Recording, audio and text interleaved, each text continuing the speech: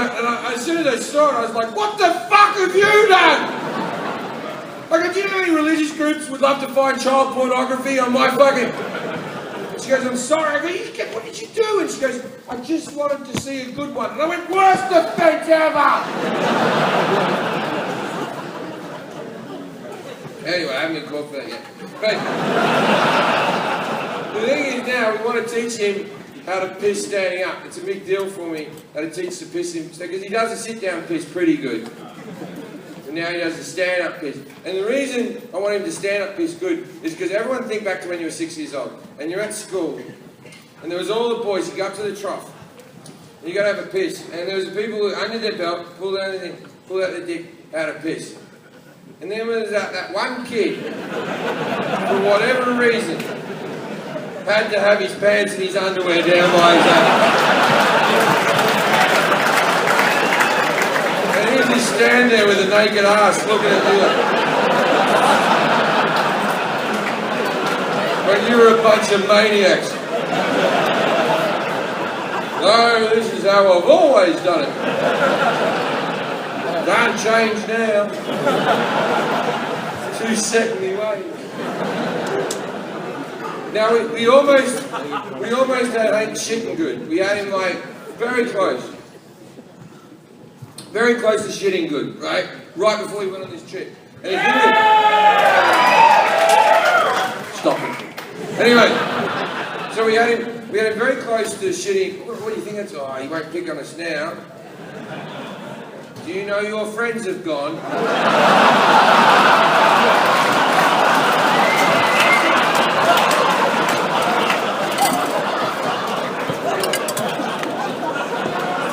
All that's left is this one. I gotta be honest, the other ones were better.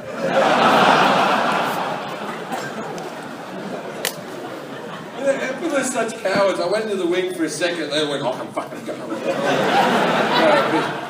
So I wanted to shit, we're trying to teach him how to shit, the toilet train. Because at the moment, I think he's only 2.5, and it's still acceptable for him to shit his pants, but he's very close to not shitting his pants.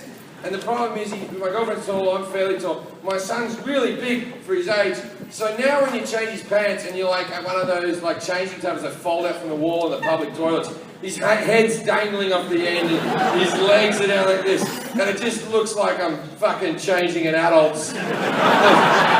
Just like lifting his legs up like, this is a big moron that hangs out with me.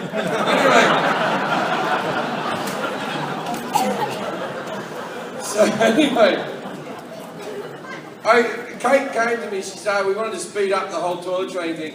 And she comes to me one day, she read a book and she goes, you have to start shitting in front of Hank. And I said, that seems odd, why? She goes, because he's like a little caveman. If we just left him to his own devices, he'd go out in the garden and he'd shit and he'd clean his ass with a leaf and he'd run back in, but he doesn't know how to use the seat and the toilet paper and the flushes, so you have to shit in front of him. And I said, why don't you shit in front of him? She goes, he has to see the cock and balls or he'll get confused. So now I shit in front of Hank. And it's weird because I used to, when I was sitting in the living room and I could feel the shit coming on, I just leave the room in quiet dignity, like, oh the shit. I wouldn't tell anyone, it was just between me and my ass. And then I'd go off and I'd have a shit, and then I'd come back in like... That would be the whole deal. But now my shits have become like family events. I stand up in the living room and go, all right, everyone! Dad's got a shit in the chamber! Who wants to come and see a professional at work? Hey, Kate! Get that kid from down the road his dad left him when his mum was pregnant! Bring him up here, I'll teach him a thing or two! Now, I'll tell you, this is exactly what happened the first time I had a shit in front of Hank, right? A few times I was going to do it and then I lost my bottle at the end, right? But this time I'm in the living room, I felt this shit. Hank's in the corner playing with his Matchbox cars, and I thought, alright, here's me big opening. And I walked up to him, and I went, alright mate, you have to come with me now. And I took his hand and we walked off in a very sombre. And I brought him into the bathroom and I shut the door, and I got to be honest, he knew it wasn't a normal day.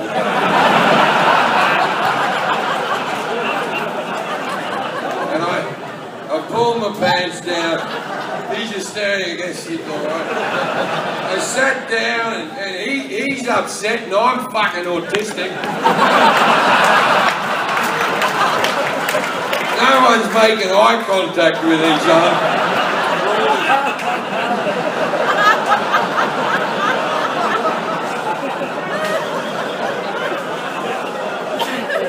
And so this is exactly what happened. I just got down to business and I went, alright mate, your mum asked us to do this. Now, first things first, you got to tuck your cock and balls between your legs so that your piss doesn't go up there. You tuck your cock and balls between your legs and you put your legs a little bit together like that to keep them down. See how I look like mummy now?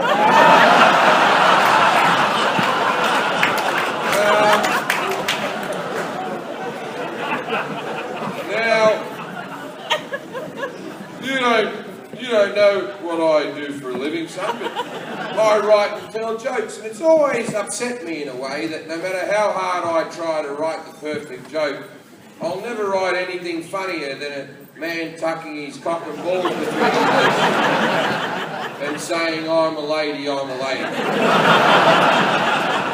That's really as funny as the human race has ever really got. In fact, if you're ever at a party and you feel like things aren't going your way, take your pants down and tuck your cock and balls between your legs and say, I'm a lady, I'm a lady. You'll make more friends than you'll lose.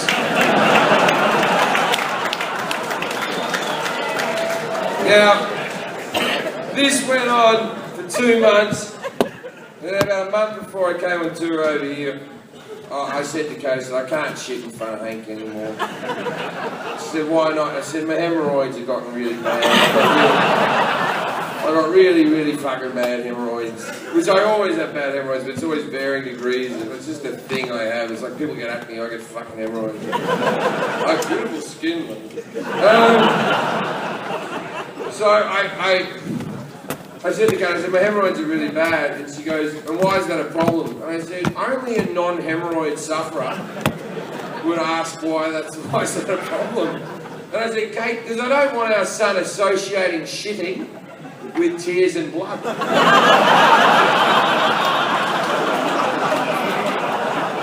I can picture myself doing a hemorrhoid shit in front of my son, just like he's standing there and I'm like, oh, fuck.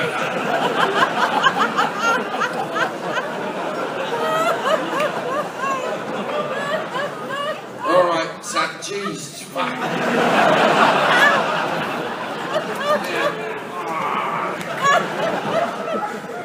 Well, that's most of it. Now, fuck. Now, son, there's no... Fuck. There's no point wiping in this situation.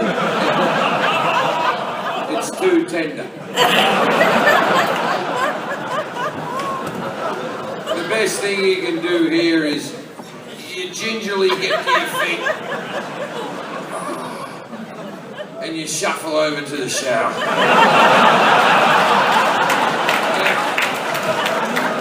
Don't touch that stuff on the... Don't touch... Mummy will get that. Now you turn the water to lukewarm and then to clean your arsehole, you parade your arsehole thusly. Now you'll know when your arsehole is clean by the colour scheme that runs down your leg.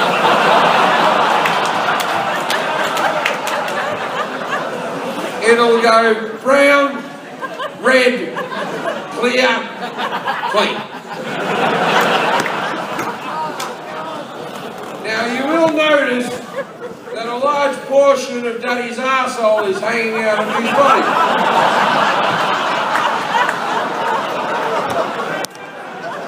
You don't want it to stay like that. So what you do is you get your 3 best fingers and you gently work your arsehole back up and in. Now it may take a few turns, but in this family, we don't give up.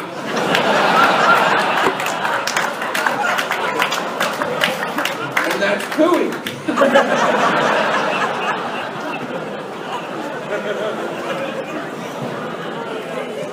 It's a very in-depth poo joke. Very. A lot of people don't go to that much effort with a poo joke.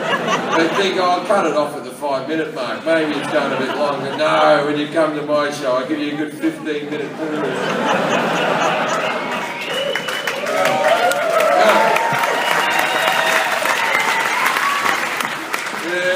On the flight over here, this joke isn't fully formed yet, or this idea isn't fully formed. I came up with this idea while I was flying over here. Okay, so I live in America, and there's a lot of race problems at the moment with Trayvon Martin, Ferguson, that fucking cop who just shot the black guy the other day, and then just went, what?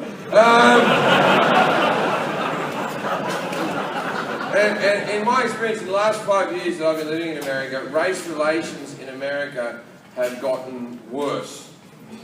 Not better, they have gotten worse. The white people think the black people are out of control, the black people don't trust the cops, and the situation's just gone to complete and utter shit.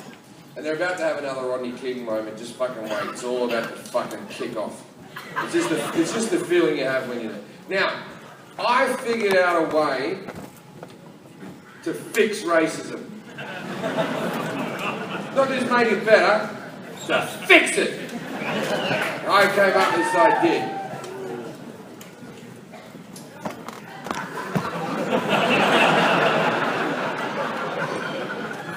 Bring back slavery. Now, hey. Hear me out. Bring back slavery, but this time, we all have a go. Every nationality, every race has to slave up for a couple of years, and then a different race slaves up for a couple of years. Now what we'll do is, we'll start with the white people as a measure of good faith. Then we'll go Asian. Then we'll bring in the Muzzies. Then we'll bring in Greeks and Italians and stuff, the Mediterranean type people. Then we'll bring in the Latinos. And then the black people, they can go last because they went first the original time.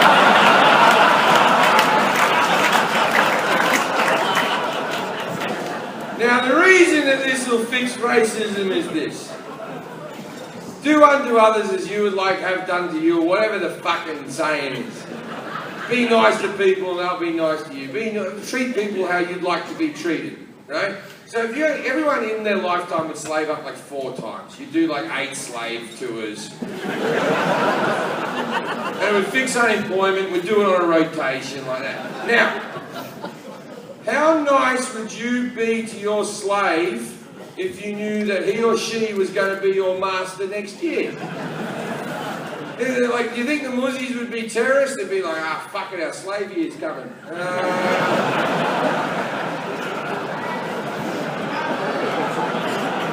Better behave, we got some slaving coming up.